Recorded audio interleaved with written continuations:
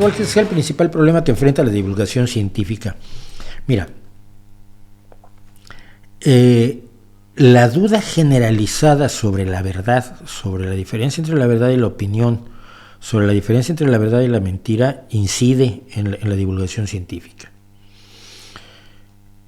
Cuando hay creencias que se han ido promoviendo y fomentando de una manera intensa y muy irresponsable y muy desvergonzada, por ejemplo, en contra de las farmacéuticas, en contra de la farmacología por la vía de las farmacéuticas. Si las farmacéuticas hacen cualquier cosa buena, va a ser considerada mala porque son las farmacéuticas. Como ya conté yo alguna vez en uno de los cuentos de Theodor Sturgeon, un escritor de ciencia ficción indebidamente olvidado, si mal no recuerdo era la que se llamaba un cuento que se llamaba Escultura Lenta. Él contaba que vivimos en una sociedad donde si alguien hace algo que está mal, pero descubre la cura para el cáncer, la gente está dispuesta a quemarlo a él junto con la cura para el cáncer y su casa y todo. Nos dejamos llevar demasiado por este tipo de irracionalidades. Tenemos ese problema. Luego tenemos un problema que yo no me esperaba y que me ha alarmado incluso. Vamos en España. La divulgación científica se volvió negocio. Resultó que había un negocio allí que pues, nosotros que éramos tontos no explotamos.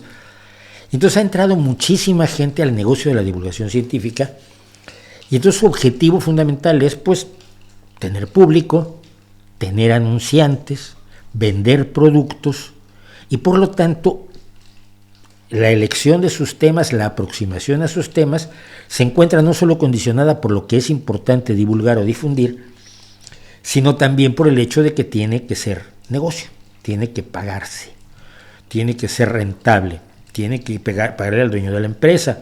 Hay empresas que tienen 6 o 7 personas trabajando, haciendo videos como una productora normal y corriente, que en el caso de la comedia o en el caso de las series policíacas pues me parece muy bien, pero me preocupa un poco. No estoy acusando a nadie de nada, simplemente estoy diciendo, me preocupa un poco que las cuestiones de carácter comercial empiecen a decidir qué y cómo se cuenta en términos de la divulgación científica.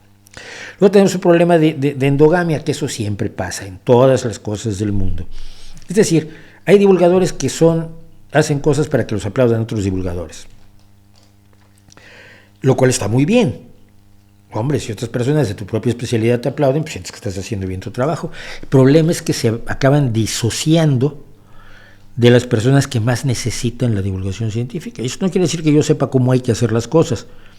Simplemente digo que hay que hacerlas de muchas maneras distintas, porque la gente que más necesita la divulgación científica, la gente común y corriente, normal y mayoritaria, la gente que ve la televisión basura que tenemos en España por millones, la gente que se traga las mentiras de cualquiera que salga en televisión o que salga en ciertas revistas o que difunde barbaridades por Facebook, por poner un ejemplo, está fuera del ámbito de la divulgación científica.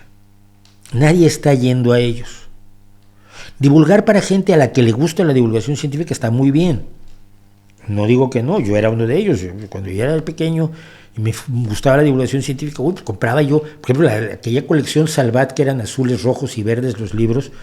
Los verdes creo que eran los de física y los rojos no me acuerdo cuál era. Uno era de ciencias de biología y ciencias naturales, otro era de física. Yo me los leía, claro, yo como alguien que estaba haciendo divulgación científica, pues me fascinaba leer esos libros maravillosos de divulgación científica, pero entendía yo que los chicos que lavaban autos afuera de mi casa también deberían tener divulgadores científicos que los atendieran a ellos.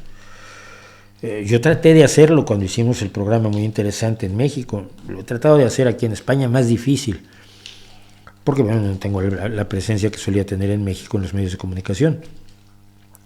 Creo que ese es el otro problema, porque preparación, capacidad comunicativa y demás, creo que la tienen prácticamente todos los que están trabajando en la divulgación científica en este momento.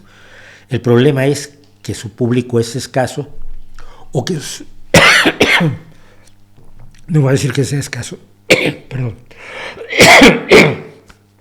madre mía, no es que sea escaso el público, es que está delimitado por su capacidad de compra. Y eso sí me preocupa. Dice aquí alguien, no hay divulgadores científicos. Es que, a ver, yo estoy hablando específicamente de España porque es donde me estoy moviendo ahora. Supongo que los problemas de la divulgación científica serán distintos en México, serán distintos en Guatemala, serán distintos en Argentina, serán distintos en Bolivia. Y me gustaría saber cómo es, pero no lo sé. Sé que en México hicimos un gran esfuerzo, había grandes esfuerzos, por ejemplo, la revista Ciencia y Desarrollo del CONACYT era una de las revistas más importantes de la divulgación científica, por lo menos llegaba a los alumnos de bachillerato y secundaria, y fue asesinada, como tantas otras cosas, por María Elena Álvarez Bulla Roces.